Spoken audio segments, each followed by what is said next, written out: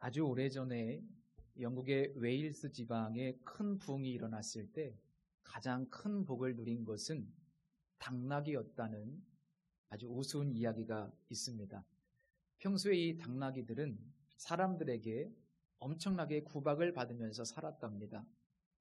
그야말로 동네 북이었습니다. 사람들이 부부싸움을 하면 이 당나귀에게 와서 화풀이를 하고, 또 기분 나쁜 일이 있으면 오며가며 이 당나귀를 때리고 화풀이하고, 이 말 못하는 당나귀가 사람들의 분풀이 대상이었던 것이죠. 그런데 이 웨일스 지방에 큰 부흥이 일어나고 사람들이 성령 충만하게 되니까 당나귀가 제일 수지를 맞은 겁니다. 왜 수지를 맞았냐면 사람들이 성령 충만하니까 자기를 붙들고 자기에게 와서 때린 건 미안하다고 사과하고 회개를 하고, 또 어떤 주인은 이 당나귀에게 와서 머리에 손을 얹고 안수기도를 해주고, 그래서 이 웨일스 지방에 큰 부흥이 있고 사람들이 성령 충만하게 됐을 때 당나귀가 제일 수지 맞았다, 이런 우스운 이야기가 있습니다. 그런데 저는 이 이야기를 언젠가 읽어보면서 단순히 웃긴 이야기가 아니라 굉장히 중요한 의미가 있는 이야기라는 생각이 들었습니다. 왜냐하면 우리의 삶에 성령, 즉 하나님의 영으로 충만하게 되기만 하면 나에게도 복이 될 뿐만 아니라 내 주변에 있는 모든 지체들에게도 큰 복이 될 수 있다, 이런 생각이 들었기 때문입니다. 오늘 읽은 말씀은 오순절날 이 마가의 다락방에 성령께서 충만하게 임하셨다는 아주 짧은 이야기입니다. 이 성령 강림 사건이 사도행전의 핵심이죠. 그런데 이 성령 강림 사건을 보면서 우리가 어떻게 성령 충만할 수 있는가, 오늘 설교의 주제는 이런 내용이 아니고, 과연 오순절 마가의 다락방에 임한 이 성령 강림 사건이 어떤 의미가 있는가, 그것이 이 본문의 주제입니다. 그래서 그런 관점으로 이 말씀을 함께 살펴보려고 합니다. 2절과 3절을 보면 이 강력한 성령의 임재를 누가는 여러 이미지들을 사용해서 마치 우리가 눈으로 직접 보고 들을 수 있는 어떤 물리적인 현상처럼 아주 생생하게 생동감 있게 표현하고 있습니다.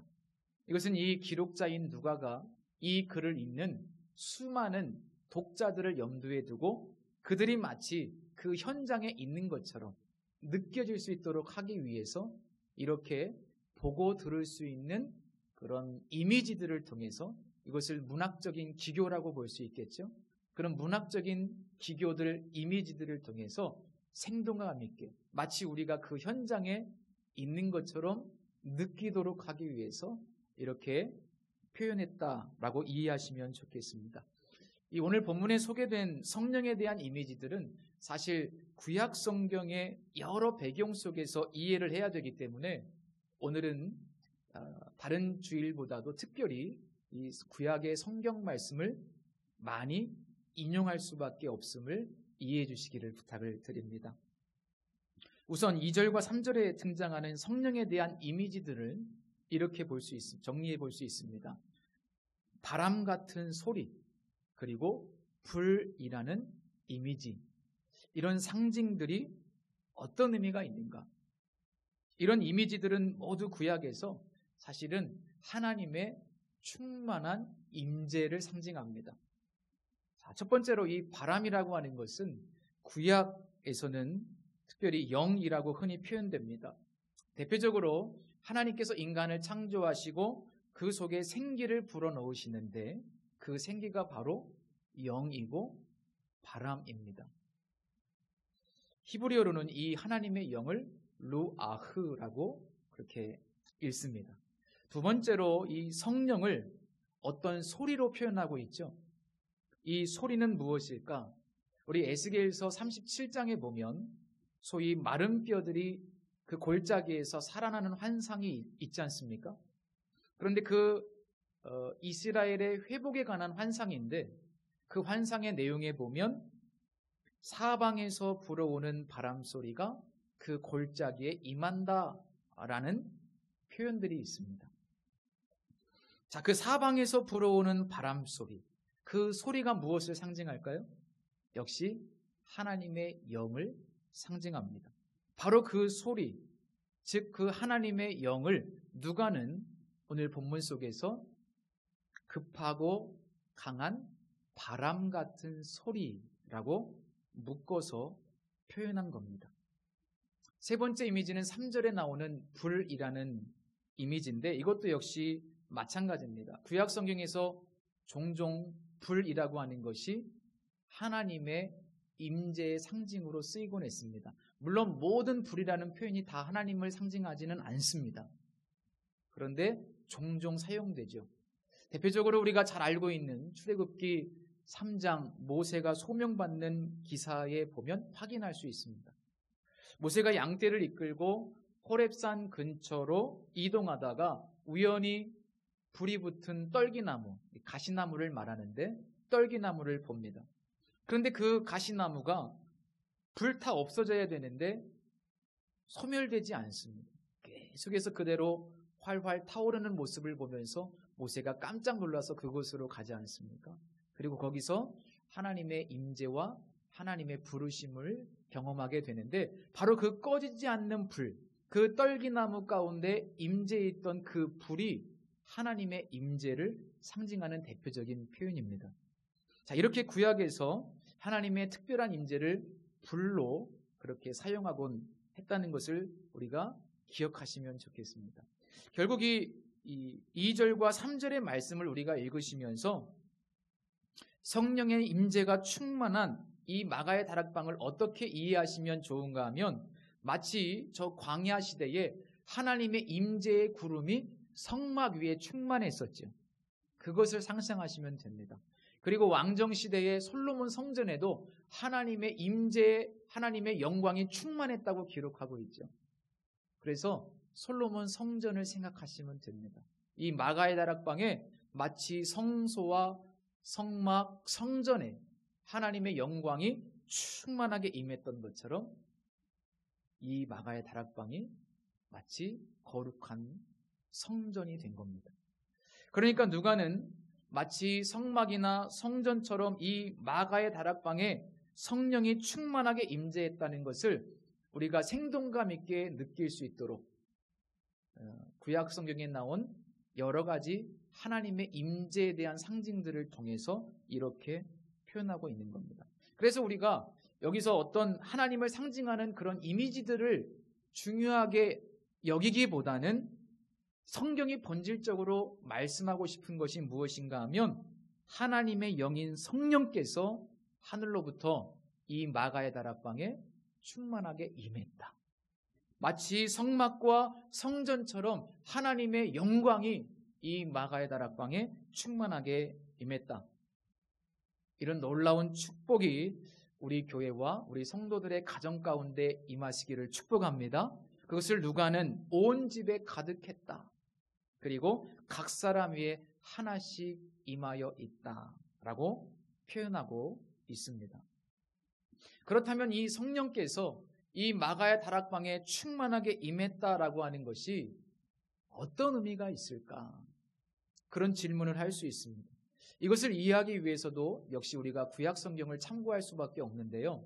먼저 창세기 6장 1절에서 3절의 말씀을 제가 한번 읽어드리겠습니다. 사람이 땅 위에 번성하기 시작할 때에 그들에게서 딸들이 나니 하나님의 사람들이 사람의 딸들의 아름다움을 보고 자기들이 좋아하는 모든 여자를 아내로 삼는지라. 여호와께서 이르시되 나의 영이 영원히 사람과 함께하지 아니하리니 이는 그들이 육신이 됨이라. 라는 말씀이 있습니다. 이 말씀은 하나님께서 노아의 홍수전에 하셨던 말씀입니다. 심판을 전제하고 있다는 것이 중요합니다. 여기서 그들이 육신이 되었다라는 표현은 그들이 하나님을 대적했다라는 의미입니다. 그 결과 하나님께서 인간에게 내리신 조치가 무엇인가요? 영을 거두어 가시는 것이었습니다. 하나님의 영을 거두어 가셨습니다. 영을 거두어 가셨다는 것은 결국 하나님께서 자신을 대적하는 인간들과 함께하지 않겠다, 혹은 내버려 두시겠다라는 의미입니다. 성도 여러분, 하나님께서 우리와 함께하지 않으시고 우리를 그대로 내버려 두신다면 과연 결과가 어떻게 되겠습니까? 그 결과는 상상하기조차 싫습니다. 너무나 끔찍한 일입니다. 한마디로 죽음이라고 표현할 수 있겠죠. 모세가 시내산에서 하나님의 십계명 돌판을 받기 위해서 40일 동안 머무르는데 이스라엘 백성들이 모세가 아무리 기다려도 내려오질 않으니까 두렵고 불안해서 금송아지 우상을 만들어 섬깁니다. 너무나 큰 죄를 짓습니다. 그때 하나님께서 모세에게 어떤 말씀을 하시는가 하면, 나는 너희와 함께 올라가지 않겠다. 너희들끼리 올라가라. 정말 무서운 말씀을 하십니다.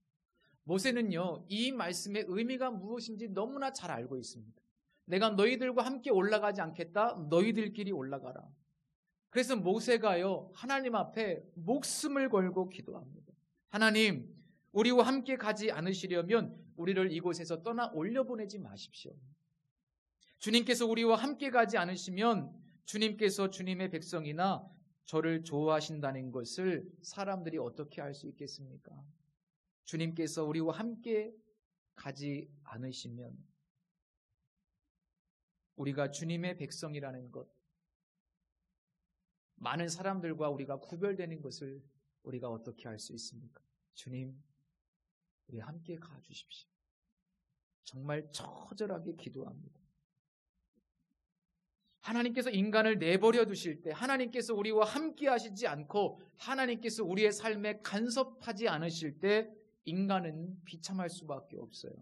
그런 끔찍한 인간의 실존을 사도 바울은 로마서 1장에서 아주 자세하게 기록하고 있습니다. 로마서 1장 24절 이하의 말씀에 보면 이런 말씀이 있습니다. 그러므로 하나님께서는 사람들이 마음의 정욕대로 하도록 더러움에 그대로 내버려 두시니 서로의 몸을 욕되게 하였습니다. 이런 까닭에 하나님께서는 사람들을 부끄러운 정욕에 내버려 두셨습니다. 사람들이 하나님을 인정하기를 싫어하므로 하나님께서는 사람들을 타락한 마음 자리에 내버려 두셔서 해서는 안 될 일을 하도록 놓아 두셨습니다. 이 로마서 1장에 보면 하나님께서 내버려 두셨다라는 표현이 무려 3번이나 반복이 됩니다. 그 결과가 무엇인가? 사도 바울은 로마서 1장 32절에서 한 단어로 표현합니다. 그 결과는 끔찍한 타락 그리고 죽음이다. 실제로 노벨 문학상을 받은 러시아의 대문호인 알렉산드르 솔제니친이 언젠가 이런 고백을 했습니다. 반세기도 더 전에 어렸을 때 듣던 말이 기억납니다. 많은 러시아의 노인들은 이 러시아에 닥친 대재난을 이렇게 풀이하곤 했습니다. 인간이 하나님을 떠났기 때문에 이런 일이 터진 것이다. 이후에 러시아 혁명사 연구에 좋기 50년이라는 시간을 바치면서 수많은 책을 읽고 개인 증언도 무수히 모으고 혁명이 남긴 파편을 추슬러 보려 나름대로 쓴 책도 8권이나 됩니다. 그러나 지금 우리 국민을 600만이나 삼켜버린 몰락 혁명의 근본 원인을 한마디로 말해보라고 한다면 이 말을 반복하는 것보다 더 정확한 표현을 찾을 수가 없습니다. 인간이 하나님을 떠났기 때문에, 인간이 하나님을 외면했기 때문에 이런 일이 터진 것이다 라고 알렉산드르 솔제니치는 이야기합니다. 아무리 과학이 발달하고 기술이 뛰어나고 아무리 풍요로운 시대를 우리가 살아가고 있다고 할지라도 하나님을 떠난 인간에게는 소망이 없습니다. 하나님을 대적하는 인간들에게는 결국 최후의 심판만이 있을 수밖에 없다는 것을 우리가 너무나 잘 알고 있습니다. 오늘 이 말씀 본문과 관련해서 또 하나 언급해야 되는 중요한 구약의 사건이 바로 바벨탑 사건입니다. 이 바벨탑 사건도 하나님께서 인류 역사에 개입하지 않으시면 어떻게 되는지를 보여주기도 하고 또 왜 이 땅의 언어가 다 혼잡하게 되었는지를 우리에게 설명해주는 중요한 사건이죠. 많은 사람들이 바벨이라고 하는 지역에 모이기 시작했고 그 사람들이 아주 거대하고 웅장한 탑을 쌓으면서 우리가 하늘에 한번 닿아보자 라고 이야기합니다. 이 신이 되려는 인간의 욕망이 바로 바벨탑 사건이죠. 그런데 가만히 놔두면 이 사람들이 하는 일들을 가만히 놔두면 인간들이 망하게 될 것 같으니까 하나님께서 두고 보시다가 하나님께서 하늘에서 내려오십니다. 하나님께서 하늘에서 땅으로 내려오셨다는 것은 어떤 의미를 갖고 있냐면 하나님께서 친히 인간의 역사에 개입하셨다라는 의미를 가집니다. 왜? 가만히 놔두면 이 인간들이 하는 짓을 보니까 모두 공멸할 수밖에 없기 때문에 하나님께서 친히 개입하셔서 언어를 혼잡하게 하시고 인간들을 흩어버리신 거예요. 그러니까 언어가 혼잡하게 된 것은 결국 하나님께서 인간을 살리시기 위한 극단적인 조치였던 겁니다. 자, 이제 오늘 이 본문 말씀이 어떤 의미인지 신학적으로 어떤 뜻을 가지고 있는지 조금 이제 이해가 되실 겁니다. 성령의 임재는요, 이 성령의 임재는요, 하나님께서 우리를 구원하시기 위해서 인류 역사에 다시 적극적으로 개입하셨다는 의미를 가지고 있습니다. 성령 충만한 제자들에게 어떤 일이 벌어졌습니까? 그들은요, 다른 언어로 말하기 시작합니다. 다른 언어들을 구사하기 시작합니다. 이건 자기의 의지로 하는 게 아니에요. 그렇다면 왜 성령께서는 제자들에게 다른 언어들로 말하게 하시는가? 왜 하나님께서 이런 놀라운 역사를 이루시는가? 그 이유는 너무나도 분명합니다. 언어가 다른 모든 사람들이 이 놀라운 하나님의 구원의 계획, 그 계획의 중심에는 예수님의 십자가의 죽으심과 부활 사건이 있는데 인간을 하나님께서 버려두지 아니하시고 친히 인간의 역사에 개입하셔서 이 놀라운 구원의 길을 열어놓으셨다는 이 기쁜 소식을 모든 사람들이 들어야만 하고 모든 인류에게 전해져야만 하기 때문에 성령께서 모든 사람들이 들을 수 있도록 방언을 이 제자들에게 허락하신 겁니다. 이후에 기록된 수많은 국가들의 이름이 성경에 나오는데 이 모든 국가들의 이름은요, 그 당시 열방을 의미했어요. 동서남북 모든 나라들을 언급하고 있는데 이것은 그 당시의 세계관에서는 열방을 의미합니다. 그래서 결국 하나님께서 계획하시고 예수님께서 이루신 이 놀라운 구원의 역사를 하나님께서 성령을 통하여 완성하시고야 말겠다는 강력한 하나님의 의지의 선포가 바로 성령 강림 사건의 의미예요. 우리의 연약함이나 한계보다 하나님의 의지가 훨씬 더 크다는 사실을 믿으시기를 바랍니다. 이 사실이 무슨 말인가? 누가는 특별히 이 사건이 오순절날 있었던 사건이라고 기록하고 있습니다. 이 오순절이라는 절기가 어떤 의미가 있을까요? 아시다시피 이 이스라엘에는 3대 절기가 있죠. 제일 처음에 6월절, 그 다음에 이 오순절, 7.7절이라고 하기도 하고 맥추절이라고 하기도 합니다. 그리고 마지막 세 번째 절기는 수장절이죠. 장막절입니다. 자, 이 오순절은 이스라엘의 역사 가운데 굉장히 중요한 절기입니다. 자, 이 오순절은 6월절 지난 다음에 50일 후에 지키는 절기인데 아주 중요한 역사적 배경을 가지고 있어요. 이스라엘 백성들이 저 출애굽을 한 다음에 시내산에 도착하죠. 시내산에 도착을 해서 모세가 산 꼭대기에 올라가서 율법을 받게 됩니다. 그런데 그 율법을 받게 되는 날이 바로 50일째 되는 날이에요. 출애굽한 지 50일째 되는 날 시내산에서 율법을 받게 됩니다.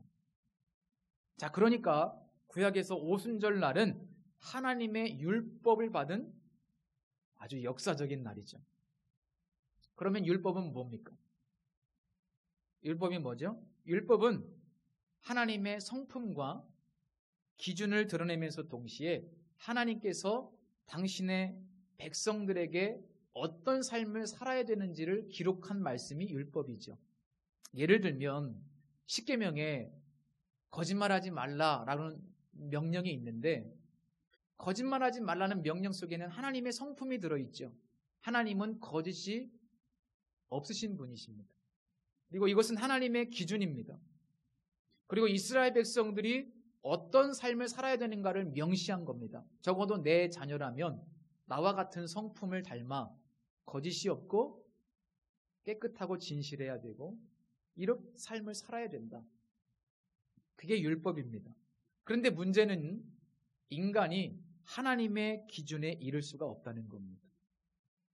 하나님의 기준을 만족시킬 수 없습니다. 율법을 다 지킬 수 없습니다. 그렇다고 해서 하나님께서 자신의 성품이 계시된 율법을 폐기하거나 그 기준을 낮추실 수도 없습니다. 그렇지 않습니까? 그래서 구약에 기록된 이스라엘 역사의 실패는 이 딜레마를 아주 적나라하게 보여주는 하나의 증거가 됩니다. 결국 하나님께서는 이 인간이 처한 딜레마를 해결하기 위해서 계획을 세우셨는데, 그 계획은 율법을 폐기하시는 것이 아니에요. 예수님께서 율법을 완성하신다고 말씀하시죠. 하나님의 계획은 율법을 인간이 지키지 못하니까 율법을 폐기해버리겠다라고 하는 것이 아니라 바로 율법을 지킬 수 있도록 무엇을 보내주시는 거예요? 성령을 보내주시는 거예요. 이것이 하나님의 계획이었습니다. 그래서 이스라엘 백성들이 완전히 멸망한 다음에 하나님은 예레미야 선지자를 통해서, 그리고 에스겔 선지자를 통해서 이렇게 말씀하십니다. 예레미야 31장 31절 이하의 말씀입니다. 그때가 오면 내가 이스라엘 가문과 유다 가문에 새 언약을 세우겠다. 나 주의 말이다. 이것은 내가 그들의 조상들의 손을 붙잡고 이집트 땅에서 데리고 나오던 때에 세운 언약과 다른 것이다. 내가 그들의 남편이 되었어도 그들은 나의 언약을 깨뜨려 버렸다. 나 주의 말이다. 그러나 그 시절이 지난 뒤에 내가 이스라엘 가문과 언약을 세울 것이니 나는 나의 율법을 그들의 가슴 속에 넣어주며 그들의 마음판에 새겨 기록하여 나는 그들의 하나님이 되고 그들은 나의 백성이 될 것이다. 이것이 새로운 언약인데, 그 새로운 언약이 성령의 강림을 통해서 진행이 됩니다.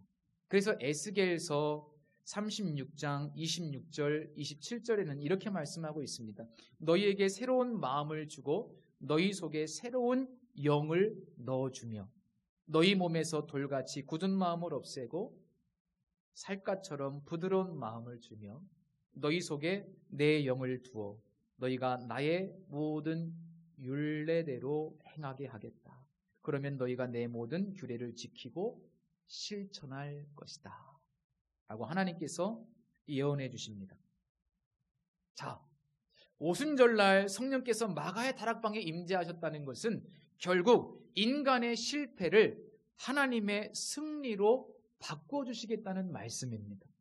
그러니까 우리 개인의 의지와 노력으로 실패할 수밖에 없는데, 우리가 아무리 잘 살고 열심히 살고 노력을 해도 인간의 삶은 결국 실패로 귀결될 수밖에 없는데, 그런 인간의 불행한 삶을 하나님께서 우리 안에 성령을 보내주셔서 성령께서 우리 안에 계심으로 우리를 인도하시고 우리를 역사하시고 우리를 주장하시고 우리에게 힘을 주셔서 하나님께서 원하시는 삶을 살 수 있도록 만들어 주시겠다라고 하는 약속이 성령을 보내주시겠다는 것이고, 성령이 오순절날 임했다는 것은 그 약속이 실현됐다는 것을 의미합니다. 사도 바울은 로마서 8장에서 성령의 인도함을 받는 자들이 하나님의 자녀들이라고 말씀하고 있습니다. 그래서 우리는 어떤 순간에도 성령 충만해야 돼요. 성령 충만하기를 사모하십시오. 성령 충만해야 하나님이 원하시는 삶을 살 수 있어요. 성령 충만해야 그 성령의 인도하심을 따라가야만 교회가 교회될 수 있습니다. 인간이 인간다운 삶을 살 수 있는 겁니다. 그래서 서두에 말씀드린 것처럼 성령 충만한 것보다 더 큰 복은 없어요. 뿐만 아니라 오늘 본문과 관련돼서 세 번째로 성령이 임재하셨다는 것은 어떤 중요한 의미를 갖는가? 그것은 복음의 증인이라고 하는 사명과 깊은 관련이 있습니다. 우리가 복음의 증인으로 이 땅에서 하나님을 대적하는 이 세상에서 이렇게 황폐한 땅에서 복음의 증인된 삶을 살아가는 거 너무나 힘들죠. 그래서 어떤 사람들은 아예 포기하고 살아갑니다. 그런데 성령께서 임하시면 성령께서 우리를 통해서 하실 수 있는 거예요. 불가능하지 않습니다. 지난주에 말씀드린 것처럼 우리는 다 연약한 갈릴리 사람들과 같습니다. 그죠? 우리가 뭐 얼마나 똑똑합니까? 우리가 뭐 얼마나 실력이 있습니까? 갈릴리 사람들, 그 제자들하고 비슷합니다. 그런데 성령께서 임하시고 성령께서 말하게 하심을 따라 순종했더니 하나님께서 그들을 예수 그리스도의 증인으로 놀랍게 사용하시지 않습니까? 중요한 것은 우리의 부족함이나 우리의 연약함이나 우리의 실력이 아니고 성령께서 충만하게 임하시는 거예요. 그러면 부족한 우리들도 성령께서 얼마든지 증인으로 사용하시겠다. 사용하실 수 있다. 내가 너희들을 데리고 반드시 승리할 것이다. 라고 하는 약속이 오늘 성령 강림 사건의 귀중한 의미입니다. 제자들은 성령이 말하게 하심을 따라 살기 시작했습니다. 성령께서 인도하시는 대로 의지적으로 거부하지 아니하고 성령께서 말씀하시고 성령께서 감동하시고 성령께서 인도하시는 대로 따라갔더니 하나님께서 그들을 통해서 일하셨습니다. 그것이 사도행전의 전부입니다. 인간은 탁월하지 않습니다. 인간은 능력이 없습니다. 우리는 다 갈릴리 사람들입니다. 그러나 성령께서 우리에게 함께 하시기 때문에 얼마든지 하나님은 우리를 통해서 이 타락한 세상에서 복음의 증인으로 승리하게 하실 수 있습니다. 우리는 아직 우리의 삶의 의미를 다 모릅니다. 우리 교회가 왜 이 땅에 세워졌는지 그 존재 의미를 잘 몰라요. 그러나 중요한 것은 우리가 모르지만 우리가 모르는 사이에 조금씩 마치 파도에 밀려가듯이 하나님의 목적을 향해 우리가 나아가고 있다는 사실 그 하나만큼은 믿으시기를 축복합니다. 우리가 할 일은 뭐예요? 오직 성령의 충만을 사모하고 성령의 인도하심을 따라가는 일입니다. 언젠가는 그렇게 살다 보면 물이 바다를 덮음같이 여호와를 아는 지식이 성령에 의해서 온 세상에 충만하게 될 줄로 믿습니다. 이것이 바로 성령 강림 사건의 의미입니다. 기도하겠습니다. 하나님, 저 거룩한 성전이 아니라 어떻게 보면 참 초라한 마가의 다락방에 성령께서 충만하게 임하셨습니다. 하나님, 이것이 우리의 소망입니다. 갈릴리 사람들이 모여있는 이 초라한 예배당에 우리 하나님께서 충만하게 임재하시면 우리를 통해서 하나님의 복음이 증거될 수 있음을 믿습니다. 성령이시여 이곳에 임재하시고 우리를 만지시고 우리를 다스려 주옵소서. 예수님의 이름으로 기도드립니다. 아멘.